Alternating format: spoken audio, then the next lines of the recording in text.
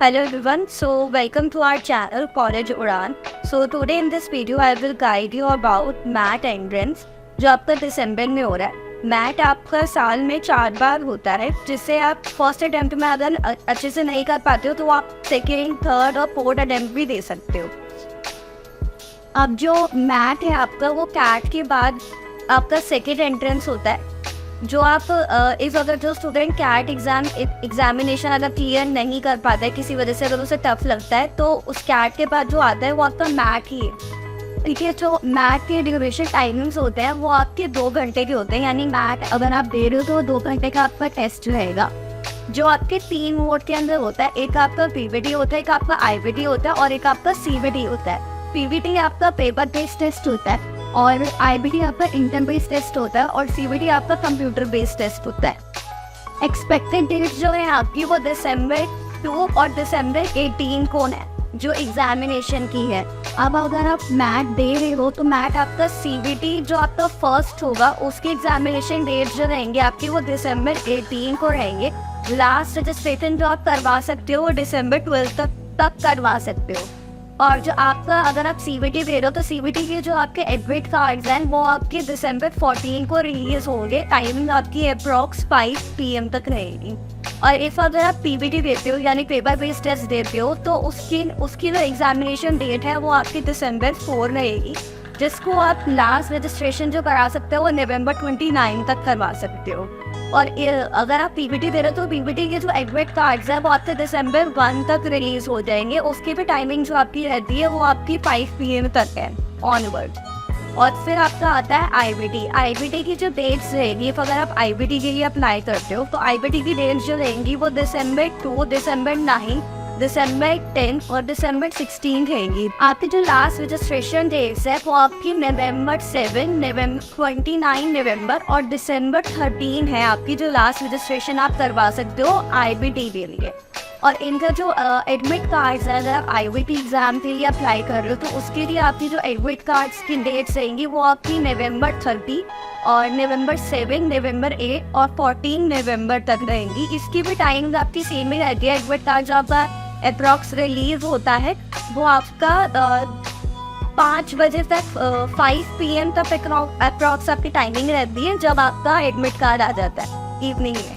तो जो अब आपके रजिस्ट्रेशन फीस है वो अगर आप सिर्फ एक सिंगल अगर आप इन तीनों में से कोई एक चूज करते हो, चाहे आप पीवीटी कर रहे हो, आईबीटी कर रहे हो या भी सीवीटी कर रहे हो, तो उसकी जो रजिस्ट्रेशन फी रहेगी वो आपकी 2100 तक की रहेगी विद जीएसटी चार्जेस। और इसके अंदर आपके 2 मोड होते हैं। अगर आप कॉम्बिनेशन लेते हो मैट एग्जाम का, if you choose Pvt plus IBT या सीवीटी प्लस आईबीटी या पीवीटी प्लस सीवीटी, तो उसके लिए आपका कॉम्बिनेशन होता है। आप दोनों के दोनों में से कोई एक चूज कर सकते हो। अगर आपने सिंगल टेस्ट देना है इन तीनों में से तो आप इन तीनों में से कोई एक ले सकते हो। इफ़ यू चूज कि अगर आपने कॉम्बिनेशन लेना है तो उसकी जो रजिस्ट्रेशन फ़ी रहेगी आपकी वो आपकी 3100 तक रहेगी। सो अब बात करते हैं मैट एग्ज़ाम पैटर्न की कि वो आपका किस तरीके से आएगा।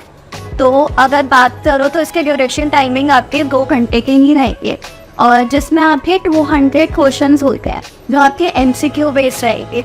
ठीक है, मोड आपका ईजी रहता है जिसके अंदर आपकी अगर आप सेक्शन की बात करते हो तो सेक्शन टाइम लिमिट आपका इसके अंदर नहीं होता है, जो काफ़ी अच्छी चीज़ है आपकी एग्जाम के अंदर।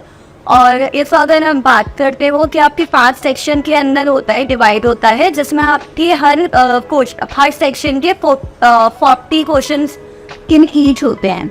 ठीक है, अब कौन कौन से सेक्शन होते हैं आपके? इंग्लिश कॉम्प्रिहेंशन होता है आपका जो आपका 40 मार्क्स का रहेगा। इंटेलिजेंस एंड क्रिटिकल रीजनिंग आपका 40 मार्क्स का रहेगा। मैथमेटिक्स स्किल्स जो रहेगा वो आपका 40 मार्क्स का रहेगा। ठीक है, डाटा एनालिसिस और सफिशिएंसी की बात करेंगे तो वो आपका 40 मार्क्स का रहेगा। और इंडियन एंड ग्लोबल एनवायरनमेंट वो आपका 40 मार्क्स का रहेगा। अगर आप इन एक सेक्शन के टाइमिंग की बात करते हो तो अगर आप इंग्लिश कॉम्प्रिहेंशन लेके जाओगे तो आपका 30 मिनट्स है आपको टाइमिंग दिया जाएगा। और अगर आप अगर आप जाते हैं इंटेलिजेंस एंड क्रिटिकल रीजनिंग के लिए तो उसकी टाइमिंग भी आपके 30 मिनट्स का ही है। और अगर आप मैथमेटिक्स स्किल्स के लिए जाते हैं तो 40 मिनट्स का आपको सेक्शन मिलेगा करने के लिए। फिर अगर हम डाटा एनालिसिस और सफिशिएंसी के लिए चाहते हो उसमें आपको 35 मिनट्स मिलेंगे और इंडियन एंड ग्लोबल रिक्वायरमेंट के लिए आपको 15 मिनट्स दिए जाते हैं। इसके अंदर अगर आप एक क्वेश्चन अगर आप आंसर ठीक करते हो तो उसके लिए आपको 1 मार्क्स दिया जाता है, और जिसके अंदर अगर आप नेगेटिव मार्किंग जो आपकी रहती है वो आपकी 0.25 की रहती है। और इफ़ अगर आप कुछ भी नहीं दे रहे हो तो आपका कोई भी आंसर अगर आप नहीं कर रहे हो तो उसके लिए मार्किंग आपकी 0 ही रहती है। सो अब आपका जो टेस्ट मोड रहता है, if you choose CBT, IBT और PBT, तो उसके लिए अगर आप CBT और PBT को चूज करते हो तो उसके लिए आपके टेस्ट सेंटर पड़ते हैं, जिसमें आपको अगर आप CBT चूज करते हो उसके लिए आपको सेंटर में जाकर ही टेस्ट देना पड़ेगा। लेकिन अगर जैसे किसी बच्चे ने CAT या ZAT दे रखा है तो ये पैटर्न उसी तरीके से होगा कि वो कंप्यूटर बेस्ड होगा और उसे कंप्यूटर की नॉलेज होनी चाहिए कैंडिडेट को।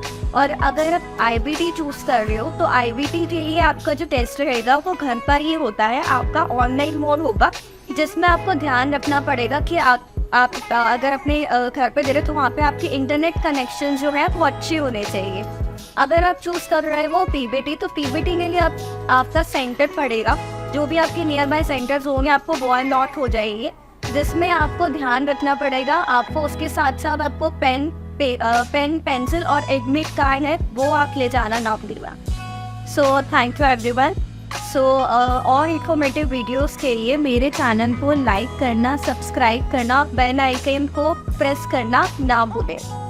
Thank you, bye bye.